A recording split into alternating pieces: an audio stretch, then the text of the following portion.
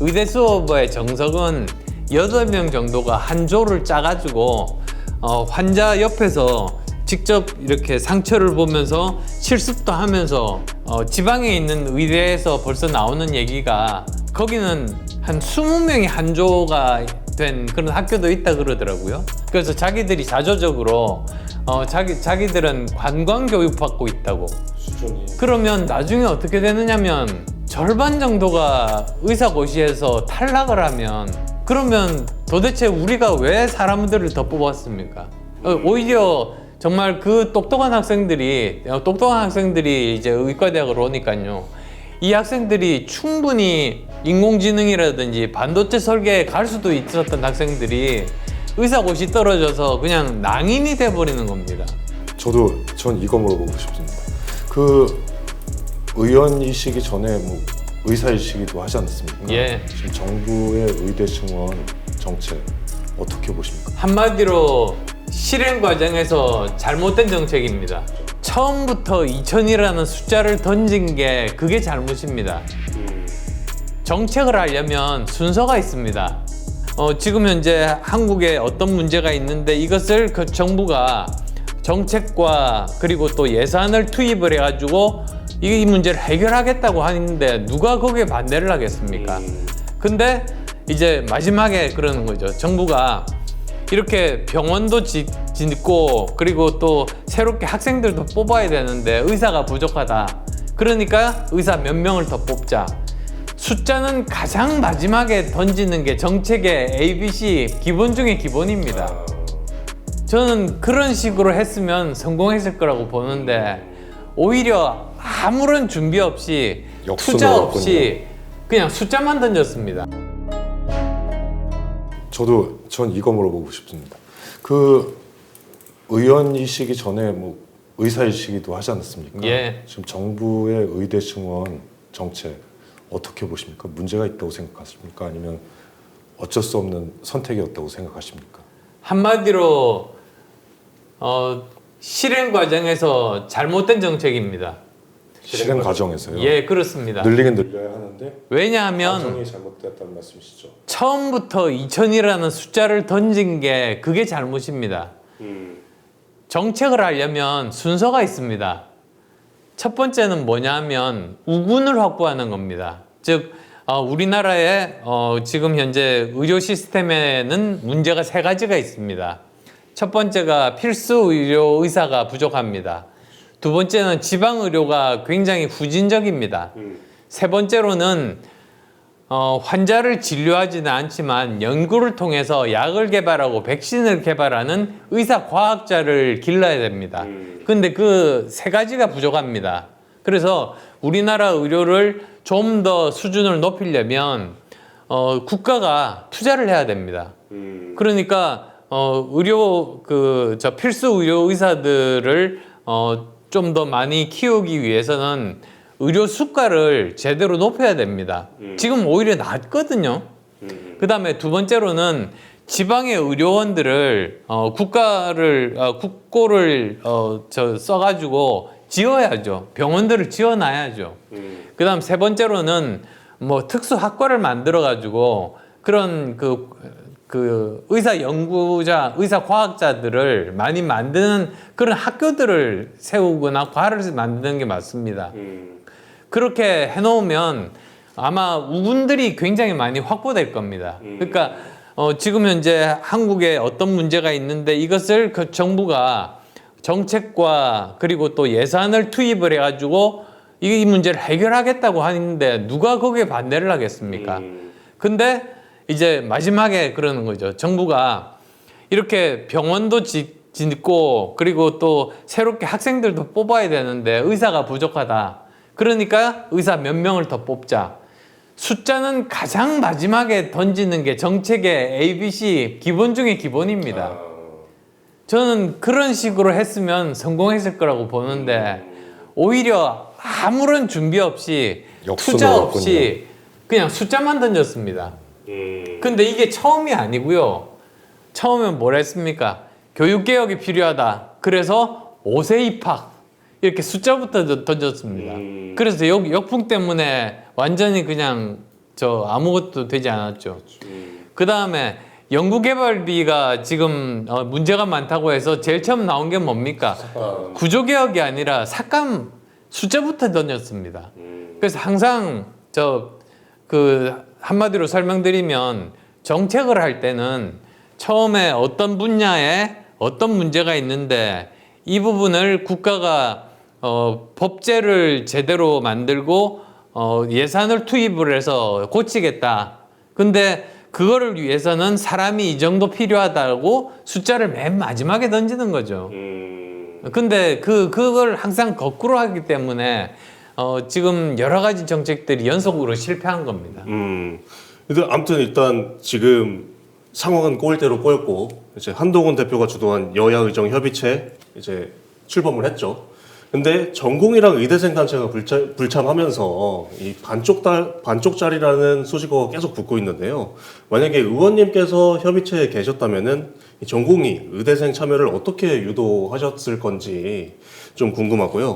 근데 전공의 의대생은 사실상 불가능한 25학년도 증원 백지화를 계속 요구하고 있는데 이거 절충안은 어떻게 마련하셨을 건지도 궁금합니다. 지금 절충안이 있습니다. 그러니까 말씀하셨듯이 지금 사람들이 오해하고 있는 것 중에 하나가 의료 사태가 그냥 의사들 때문에 생겼다고 하는데 의사가 그룹이 굉장히 특성이 다른 의사들이 다 모여 있습니다. 네. 그러니까 의대생들 생각이 다르고요.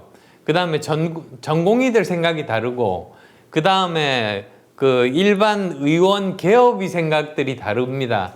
그리고 그 사람들이 주축이 돼서 만들어진 데가 의사협회입니다. 의사협회가 모든 사람들의 의견을 반영하지 않습니다. 그리고 의대 교수들의 생각도 다릅니다.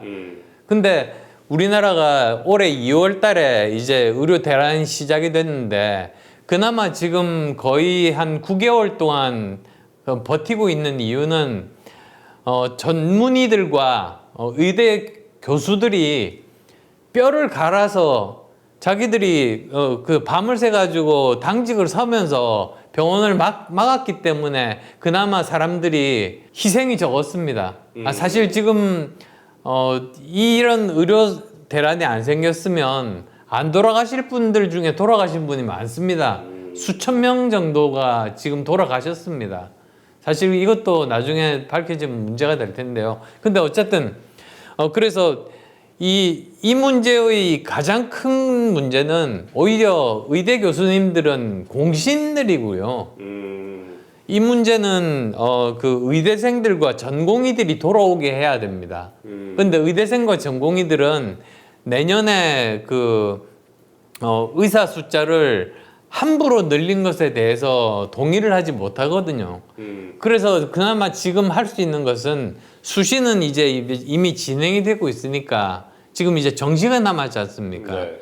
정시 인원을 줄이는 겁니다. 그리고 분명히 거기에 있는 게 항상 그 정시 인원을 뽑는다고 해놓고 밑에 이제 학교 사정에 따라서 그 인원은 조정할 수 있다고 그렇게 단서 조항이 항상 붙어 있습니다. 그래서 그걸로 해서 이제 그 지금 나와 있는 의대생들이라든지 또는 전공의들을 다시 돌아오게 하고 이야기를 시작하는 게 그게 문제를 푸는 마지막 남은 그런 순서입니다. 말씀하셨듯이 지금 여야의정 협의체가 해답을 찾지 못한다면 제 생각에 의료 시스템 붕괴로까지 이어질 수 있다라는 생각이 드는데 어떻게 보세요? 붕괴됩니다. 이미 붕괴는 시작이 됐습니다. 왜 그러냐면 올 한 해 동안 본과 4학년들이 수업을 못 받았습니다. 그래서 내년에 의사 고시를 못 보게 돼서 매년 3,000명씩 배출하던 의사들이 배출이 안 됩니다. 내년 한 해는. 그게 굉장히 심각한 숫자인가요? 3,000명이 갑자기 한 해 안 나온다는 게? 그게 엄청나게 심각하죠. 왜냐하면 그 사람들이 인턴으로 가고 공보위로 가고 군의관으로 가는데 그 사람들이 지금 또 한 명도 없는 겁니다. 예를 들면 그 군의관이 한 해 안 나온다고 생각해 보십시오. 그렇게 되면 군의관 숫자가 3분의 2로 줄어듭니다. 그렇게 되면 아마도 각 부대마다 최소한 군의관이 한 명씩은 계셨다가 한 사람의 군의관이 두 부대를 이렇게 맡아야 되는. 네. 근데 동시에 사고가 날 수도 있지 않습니까? 그러면 사실 한 명은 돌아가실 수밖에 없죠. 이런 여러 가지 지금 문제들이 많이 있습니다. 그래서 대부분 많은 전문가들이 아마도 최소한 5년에서 10년 정도가 있어야지 올해 지금 배출이 안 된 3,000명의 의사들과 그 다음에 그 전공의들 말년차들이 전문의 시험을 보게 됩니다. 2,800명 정도 되는데요. 그 사람들이 또 이번에 한 명도 안 나옵니다. 그래서 내년은 완전히 거의 최악의 해입니다. 의사도 없고 새로 나오는 전문의도 없는 그런 한 해를 보내게 되는 거죠. 그리고 또 그것 말고 더 심각한 건 뭐냐면 유급하는 학생들입니다. 예과 1학년들이 지금 3,000명 정원에다가 1,500명을 더 뽑고 3,000명이 유급합니다. 수업이 안 되겠네요. 그러면 수업이 안 되죠. 근데 죄송하지만 인문학과에서는 그래도 대형 강의실에서 이렇게 들을 수도 있지 않습니까? 그렇죠. 근데 의대 수업은 그렇지가 않습니다. 의대 수업의 정석은 8명 정도가 한 조를 짜가지고 환자 옆에서 직접 이렇게 상처를 보면서 실습도 하면서 제대로 된 의사가 될 수 있거든요. 그런데 그게 안 되면 제대로 교육을 못 받으면 질이 높은 의사를 만들 수가 없습니다. 근데 지금 이렇게 1,500명을 증원하기도 전에 지금 지방에 있는 의대에서 벌써 나오는 얘기가 거기는 한 20명이 한 조가 된 그런 학교도 있다 그러더라고요. 그렇게 되면 어떻게 되느냐면 보통 한 10명 정도는 그래도 가까이서 보는데 나머지 10명은 좀 멀리서 보게 됩니다. 그래서 자기들이 자조적으로 자기들은 관광 교육 받고 있다고. 그렇게 되면 그 학생들이 주로 의사고시에서 떨어지거든요. 그래서 저는 두려운 게 예를 들면 이번에 7,500명이 이제 수업을 받거든요. 이 학생들이 6년 동안 그렇게 수업을 받습니다. 수준이. 그러면 나중에 어떻게 되느냐면 절반 정도가 의사고시에서 탈락을 하면 그러면 도대체 우리가 왜 사람들을 더 뽑았습니까? 오히려 정말 그 똑똑한 학생들이 이제 의과대학을 오니까요. 이 학생들이 충분히 인공지능이라든지 반도체 설계에 갈 수도 있었던 학생들이 의사고시 떨어져서 그냥 낭인이 돼버리는 겁니다. 이런 불행한 일들을 막기 위해서 정말 남은 기간 동안 정말 최선을 다해야 된다는 생각입니다. 정말 여야의정협의체 정말 중요하네요. 네, 알겠습니다. 오늘 질문 여기까지입니다. 좀 더 의원님 관심사에 좀 집중한 질문을 드리고 싶었는데 시간이 부족해서 참 시간이 야속한 인터뷰였습니다. 예.